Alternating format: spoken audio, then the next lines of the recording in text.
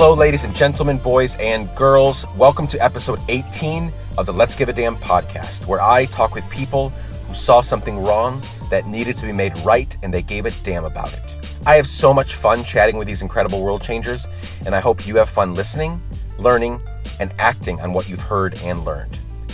I want to begin this episode by sharing a little bit about the sponsor for this show, Scout Books from Portland, Oregon, a company that truly does give a damn. They make custom pocket notebooks for your brand, business, event, or anything else you might want a sweet notebook for.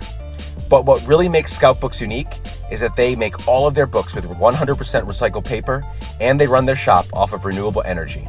Scout Books also sponsors projects that benefit organizations doing good like the ACLU and the National Forest Foundation.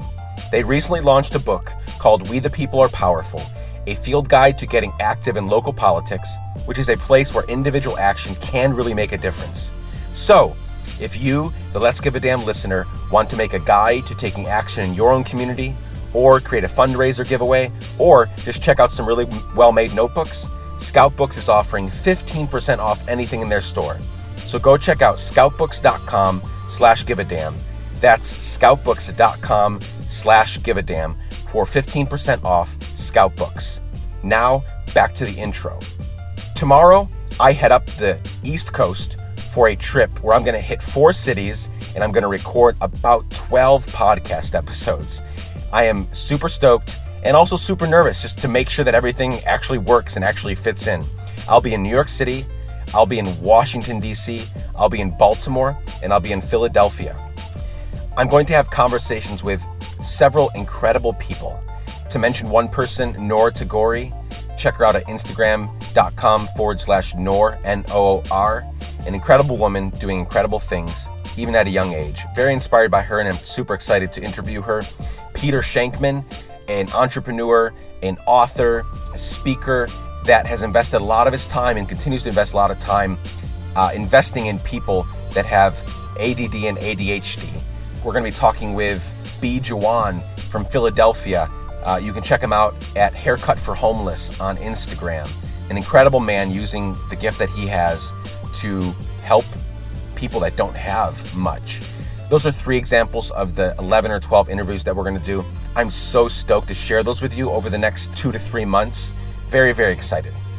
So here's what we're going to do for this episode. I want to do something a little bit different. It's a busy week. If you're listening to this on July 4th when this releases, you're at a family gathering, or maybe you're going to listen to it on your way home after a family gathering. So I didn't want to give you a brand new episode. What I wanted to do is pull some of my favorite highlights from over the last few months and weeks and wanted to share those with you. Hopefully they coincide with some of your favorite moments of the conversations I've had, but I definitely wanted to pull some very impactful moments, some moments that I remember very vividly in my memory from the conversations I've had. So we're going to do 6 different clips that will last a few minutes each, and we're going to go on a little journey here through a few of the conversations I've been able to have. So very excited to hear from some of our guests. I'm going to intro and outro each clip so you'll know where we're going, and so you'll be able to recall. If you've listened to all the episodes, you'll be able to recall who we're talking about. If you haven't listened to all the episodes, hopefully this episode will put a fire under your butt to go listen to some of those other episodes. So without further ado, here are some of my favorite moments so far. And not all of them, let me preface that. Sorry, I'm going to stop my little intro to that. These are not all my favorite moments. I've had so many favorite moments on each conversation. I've loved every single person I've had the chance to talk to. But these are just some ones that stick out. And we'll continue to do these highlight, reels as, the Let's Give a Damn family grows and as we continue to put out podcast episodes. But I wanted to start with these for your listening pleasure. So, without further ado, let's get into it.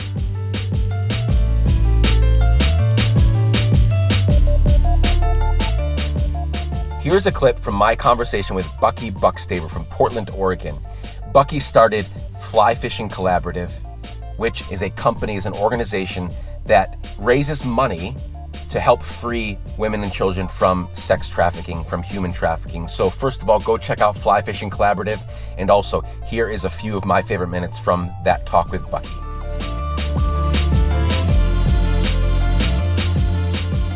Were there specific moments or circumstances in your life that caused you to begin giving a damn about other people outside your sphere where you lived, or was it more of a series of moments and circumstances? Yeah, that's a great question. And I think for me, I think it was a growing realization for me that helped me to learn how to give a damn for other people. And I think there was some inhibiting factors for me that kept me from really caring and giving a damn about others. And I think both of those factors that inhibited me from caring for others the way that I believe we should and what makes us thrive is I think that both of them are related to some sort of fear. And here's what I mean by that. I wouldn't care for the needs of others because, unfortunately, I was afraid of what it would demand of me. Wow.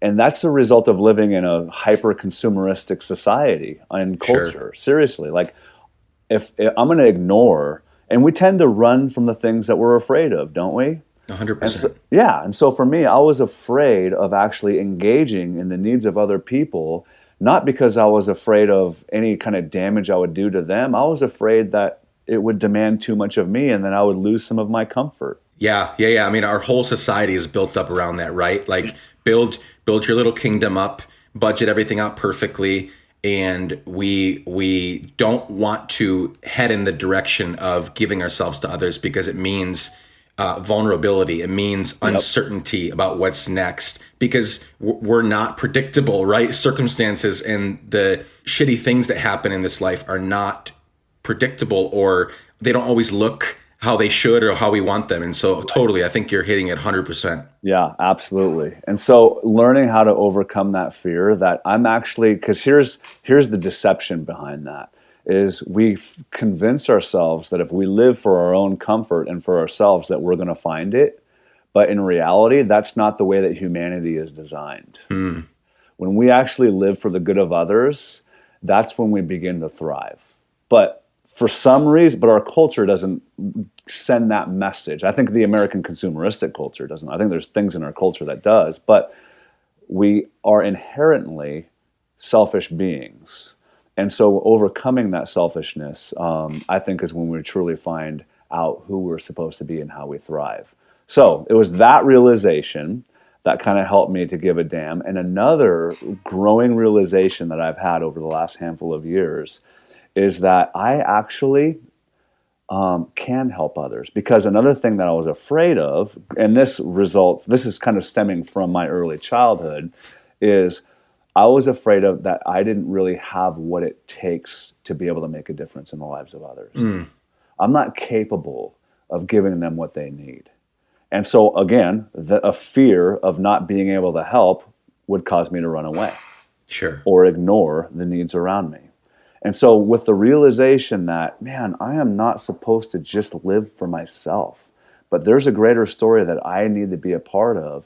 And part of that greater story that I get to be a part of is not just about my life, but it's about how my life is to benefit other people around me. And then the second thing is that I actually have something to offer in this world. Those two concepts changed my life.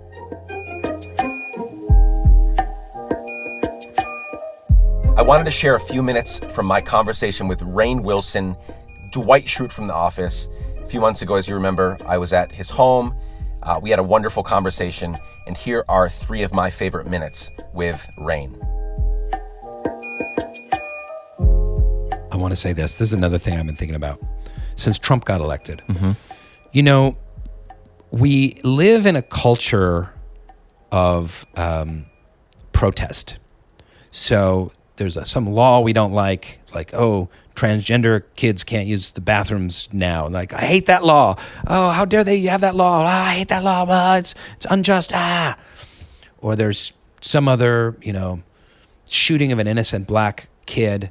And like, I hate the way the cops are racist and the institutionalized racism. I protest that. And there's a law passed, or, there's climate change, coal companies get to dump their crap into a stream. Like, how dare they pass that law? And protest is super important and has played a tremendous role in the history of our country.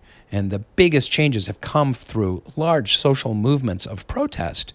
So I don't want to downplay them at all, but it's not enough to protest. 100%. You've got to build something. You've got to build something as an alternative to what you're protesting. You can't just wait for the next injustice to come up and then scream about it and get your friends and protest and go online and start a website and raise some money or give some money to the ACLU or whatever. Like, that's not enough. You have to build. I'm not going to say what it is to build something, but you have to create a positive alternative. You've got to create a way to heal people and bring people together of some kind of platform. So I think that's super important. That's huge. It's the reason I'm doing this. Yeah. Is to help people get past the angry tweeting or the raising the fists. If we do that, that's fine. But if we do that and don't figure out what our thing is, what's our contribution to the world, then it's all, I don't really care that you're upset about that thing, because it's not really causing you to act. It's not really causing you to create something that's going to actually change that someday. Yeah. So if you're mad about the kid that got shot by the police, what are you going to do about it? Are you just going to tweet about it, or are you going to go mentor? Or are you going to go be an agent of change in that area, in that arena? Because anybody can get on here and, Twitter is not fun anymore, dude. No, it's not. And I'm part of the not fun. I tweeted the other day, I said Twitter should be renamed Shouter. It's it's not tweeting anymore. Yeah, it's just angry, all caps, starting from our commander-in-chief all the way down. It's just we're all just shouting on there and getting mad at each other, retweeting, the latest, and then giving our comment or our commentary on top of that. And so I love that. That's even larger in like doing something about that thing that you care about, like actively trying to create a world where, God, I just want to go back to the hippie movement where all you need is love. Like, just go back to just love. Like, we need justice and love at the same time. We need social justice and we need incredible love at the same time. How do you build that across all areas in your life, in a conscious way? And it's hard as hell, and most people give up before they get to that place. Yeah, it's so then they just hard. stay in the justice, and never get to the, no, it's actually a beautiful marriage with love.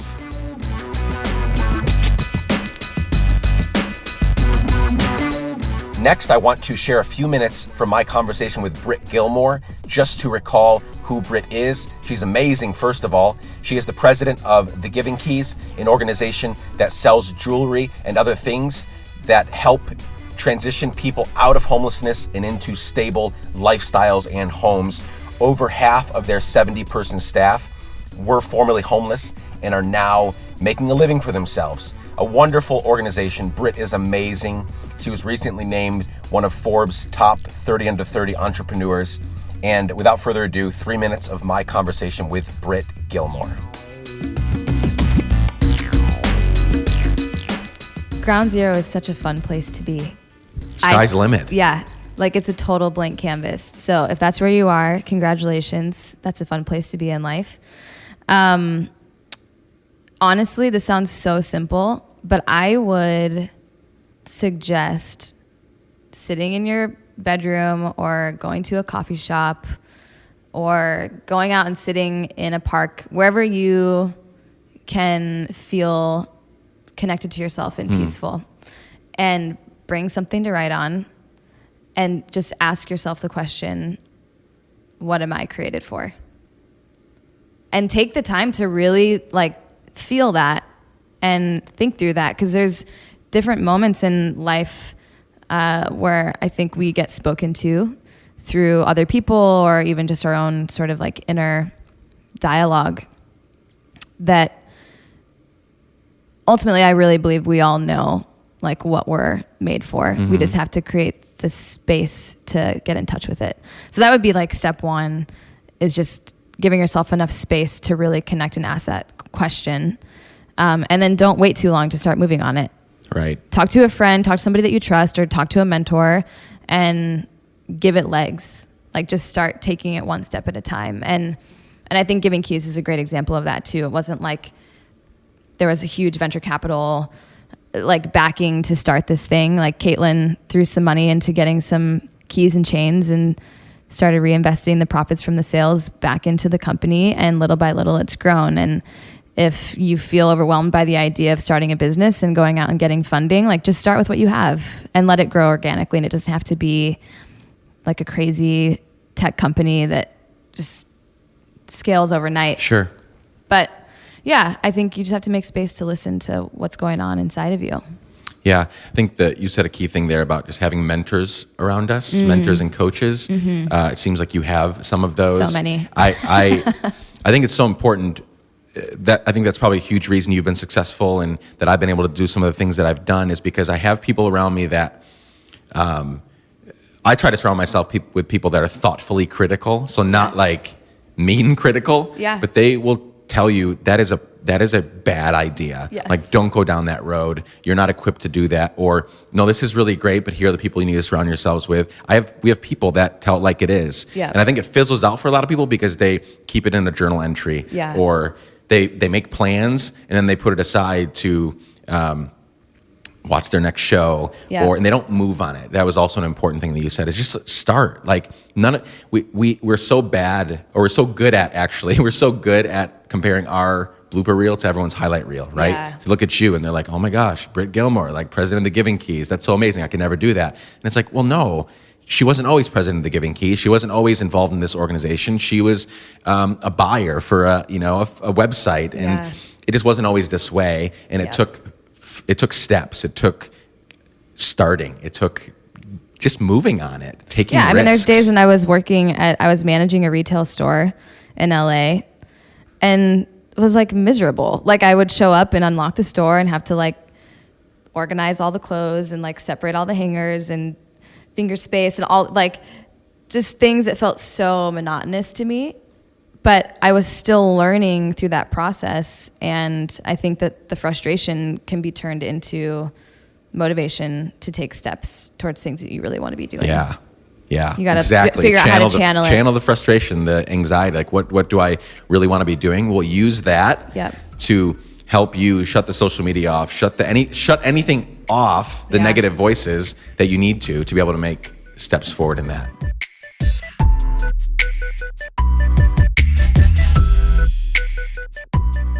Here's a few minutes from my conversation with Timothy Sykes. Just as a reminder, Timothy was a guest that I had that raised a few eyebrows, not necessarily in a bad way, because I think Timothy is amazing, but he wasn't the typical guest. Timothy is a millionaire, mid-30s. If you go follow him on Instagram, it's instagram.com/Timothy Sykes, 900,000 plus Instagram followers, flashes his Lamborghini, his Ferrari, his lavish lifestyle. But I brought him on because he is an example of someone that really enjoys life to the fullest, you could say that, but also spends so much time, energy, and money giving back to people. He's already contributed millions of dollars of his own money to start schools with Pencils of Promise in Guatemala and other places around the world. Actually, if you check his Instagram stories and his Instagram account, you'll see that right now he's in Guatemala, or has been for a couple weeks, opening new schools there. An incredible man, incredible story. Super stoked to see how he continues to use his platform and his finances to affect the world for good. So without further ado, here is a few minutes with Timothy Sykes.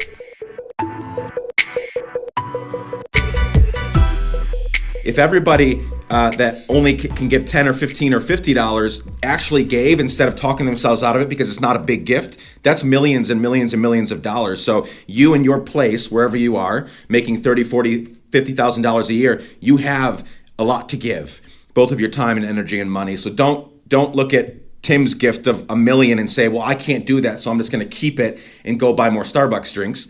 There's a place for you. There's a way that you can give right now. Yeah, great or small. And the same goes true with me, teaching. I have several millionaire students. I have several students who are just happy to make like $100 in a day. You don't have to rush, big things and greatness all at once. It's a journey, and you really should value the journey. So some of you guys out there listening who are making 30, 40, 50,000 a year, that's a fine place to start. Hopefully it pays for some of like your student loan debt or your expenses, but you can use that as a starting point. And then if you focus on whatever it is that really moves you and you're passionate about, and you have, let's say, a 5 or a 10-year plan, how can you grow your nest egg? How can you grow your personal savings? Not just to, give to charity, but to really give to yourself and benefit yourself and build a better life for you and your loved ones and your family. So you have to kind of look at this as something that is going to take you several years, if not decades. But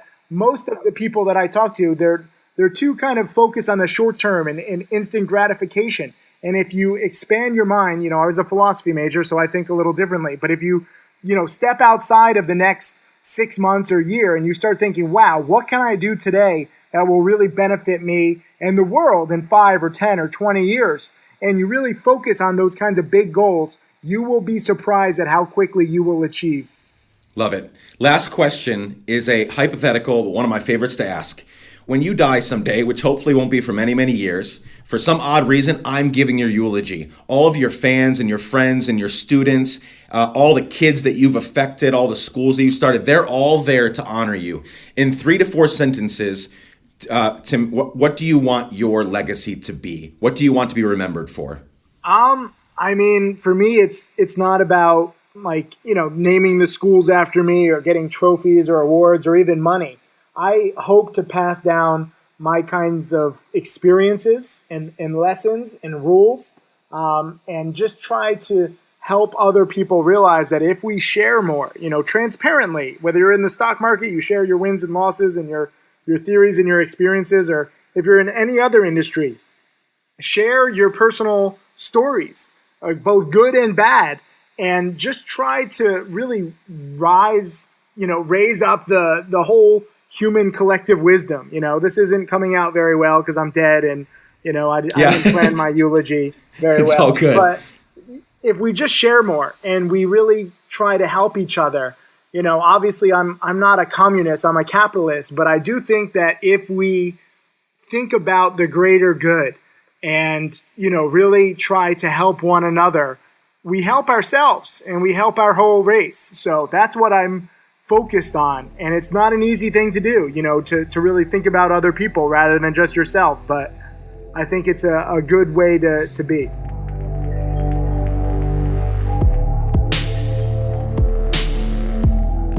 This next clip is from my conversation with Nicholas Gaines, suicide prevention officer for the Department of Defense. He works in the military. He has spent many, many years serving soldiers and others that are struggling with PTSD, suicide, addictions, and those sorts of things.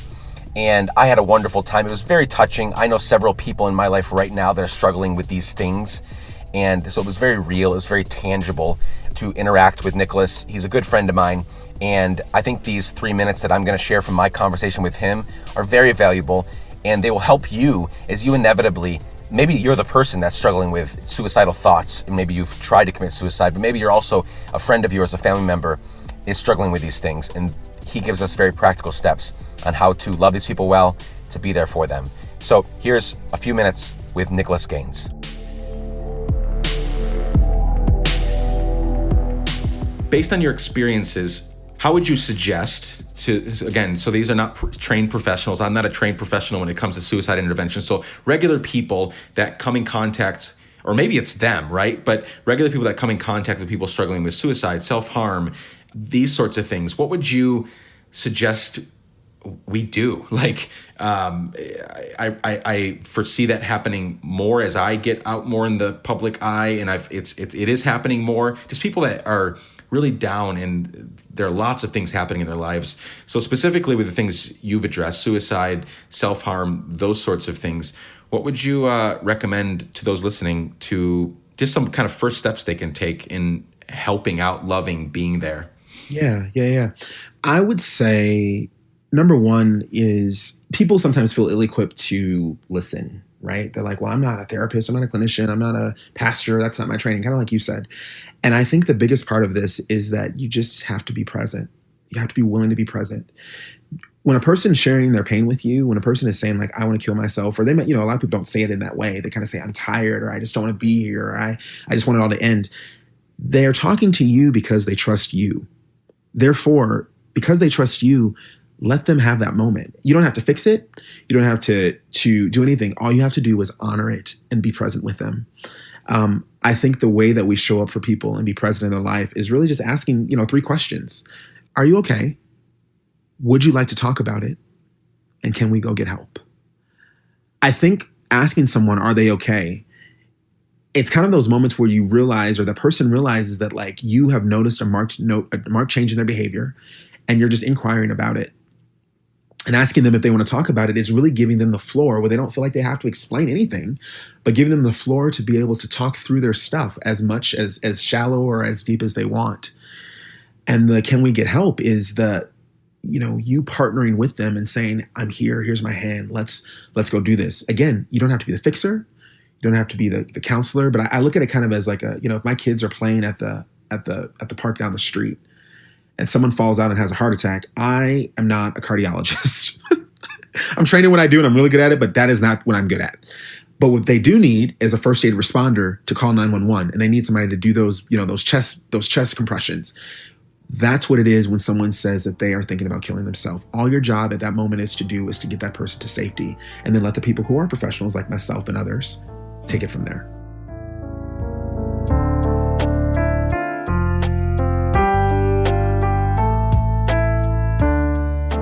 And last but definitely not least for today, here's a few minutes with Golriz Lucina from Soul Pancake. She's become a friend of mine. She's a wonderful, wonderful person, very gifted, very talented, and she's put her gifts and talents and skills to use to create great content that helps people be happy and joyful and want to share life with other people through the company that her husband and Rainn Wilson started called Soul Pancake. I'm sure you've seen their videos online. They have a huge and growing platform on YouTube and on other social media channels.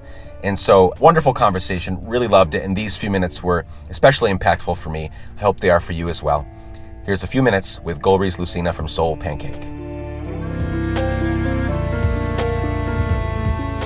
Most of the Let's Give a Damn family wants to do something that changes the world and helps those around them. I think everybody does, but can you give some practical steps, 1, 2, 3, doesn't matter. Can you give some practical steps to the listeners on how they can begin to do that? I think a lot of times people are just like, well, I want to do that. I want to give back. I want to help. I want to be part of, something like what Lava Mae's doing or whatever, but I just don't know where to start because I've got, a 9-to-5 job. I've got kids. I've got student loans. I've got all these things going on. Can you help us with, from your perspective, a few things that they can do to begin doing that like today, things they could even implement like right after listening to this interview? Yeah. I think you're right. I think that part of it is it can be really overwhelming because there's just so many ways and so many things that need help and so many people that are hurting. So it's kind of like if you take a lay of the land, it's like, I don't even know where to begin. And so that's where you always have to sort of come back to yourself. And really, I think it takes knowing who you are. And I love sort of talking about our design and our blueprint because here we are, we're all these little people that are somehow here together.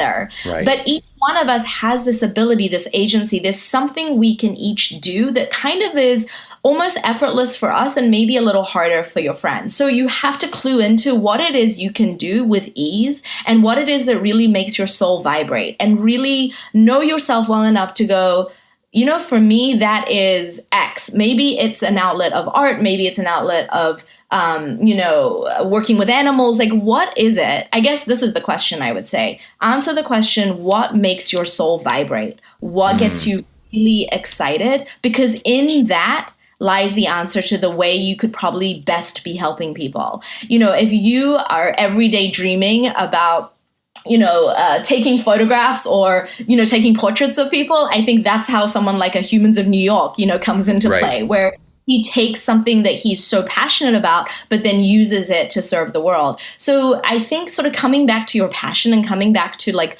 what gets your heart like starts making your heart flutter and gets you really excited, what you can talk about for hours, what you can stay up late at night researching. In that lies the answer to how you could probably start by, giving a damn and putting that into action. Right. But it takes some sort of self-awareness and self-knowledge, because I don't think we should be all things to all people. Yeah. I think that's kind of a dilution of our efforts. I think there's something signature that each one of us was placed here to do. It can be really fun. It can be really arduous, but it can be really fun to kind of unpack all the layers and figure out what that is.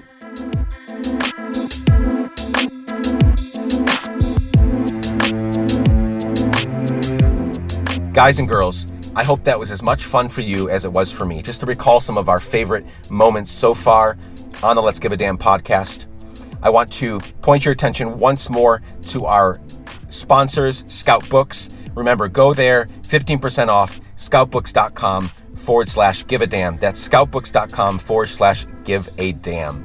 If you'd like to support this show, please do one of two things or both. You can leave a review for us on iTunes. That helps a ton, helps us get into the eyes and ears and lives of more people. You can also support us monthly on the Patreon platform. You can go to patreon.com/let's-give-a-damn. That's patreon.com/give-a-damn to find out more. There's perks for the different levels of contribution. Also, if you have any feedback, encouragement, ideas, or whatever, hit me up at hello@nicklapara.com. That's my email. I check it every day. I want to hear from you. Or hit me up at Nick Lapara or Let's Give a Damn everywhere on social media. We would love to hear from you. I leave you with this amazing quote from one of my favorites and one of your favorites, Martin Luther King Jr. He's one of our favorites, and I share a lot of MLK Jr. because he's right about a lot of things, and he truly lived a give-a-damn life. So here's the quote. He says this: "The time is always right to do what is right. It's short, it's sweet, it's succinct, and it's so very true." I hope you take that to heart. The time is always right to do what's right now. Don't wait, don't delay. I love you guys very much. I hope you are looking forward to the episodes ahead. Over the next 4 or 5 days, I'm going to be, like I said, in New York, DC, Baltimore, and Philly, recording amazing podcast conversations with incredible people. I can't wait to share them with you. Hope to talk to you soon. Love you guys very much.